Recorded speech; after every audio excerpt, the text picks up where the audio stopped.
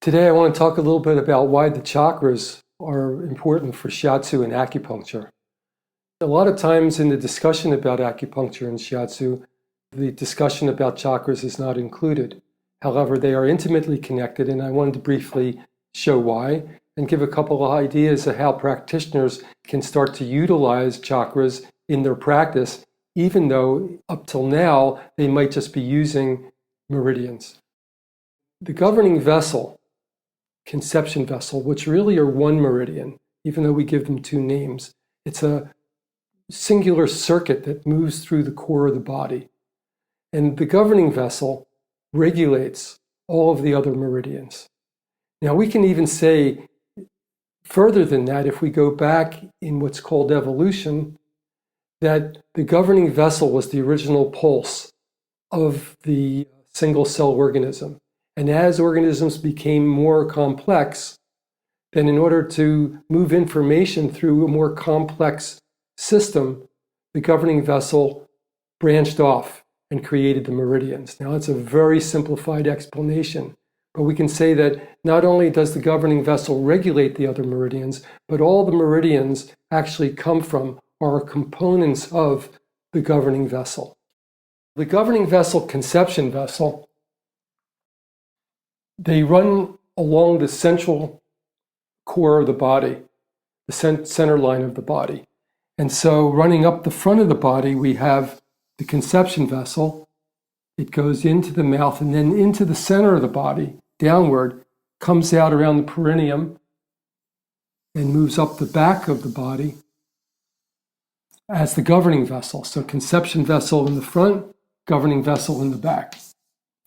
It goes over the top of the head, down the front of our face, and also into the mouth, runs down the center line, and emerges back out as the conception vessel. So as you can see, it's kind of a figure eight, single circuit of energy, even though we have the two names. It's also interesting that in the front, it's moving in an upward direction, and also in the back. And then as they move down through the center of the body, they're moving on a downward path. That's a discussion for another time, why that is and what that means. It has a lot to do with how our body forms after conception. So along this central line of the body, there we have the chakras. We have the root, second, third, fourth, fifth, sixth, and then the crown. And also in the front, connected to the second in the back, we have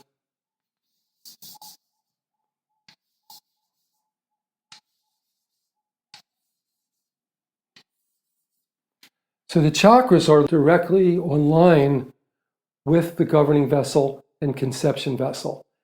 And you can look at that as the chakras are feeding energy into that main regulating meridian.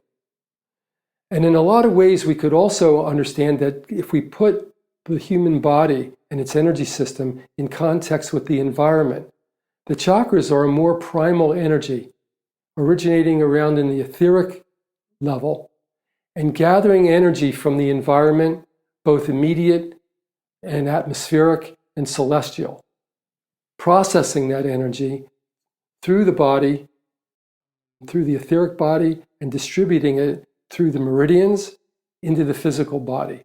However, the chakras also give a direct input of energy at each level because each chakra is connected with a nerve plexus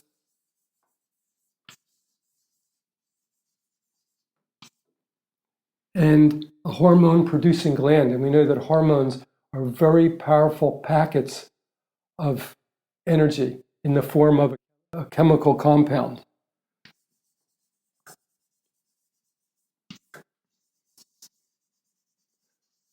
So even if we don't have a specific technique for working with chakras, just starting out with the awareness of the chakra energy and how it gathers from the environments, the multiple environments, and distributes through the meridians, the nerve plexus, and the hormonal system, then we can understand it's very powerful. And just having that awareness helps us to begin to move in a direction of utilizing it in our work, both personal work of healing and helping others to heal themselves.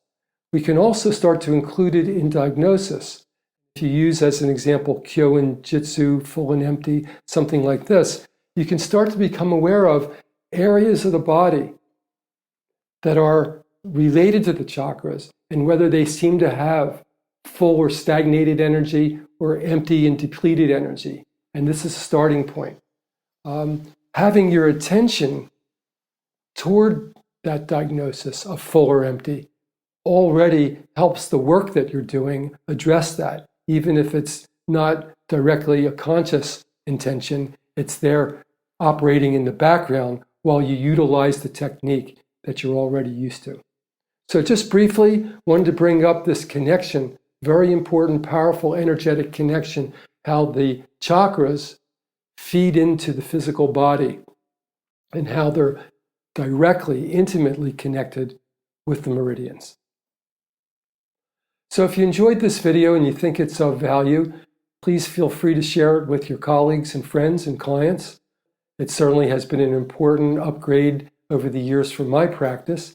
And if you want to dive deeper into the chakra experience, balancing chakras, synchronizing them, which is a very powerful technique for healing, self-healing, it's changing the vibrational quality at the deepest part of our system and helping also to cleanse the body of impure frequencies, impure vibrations.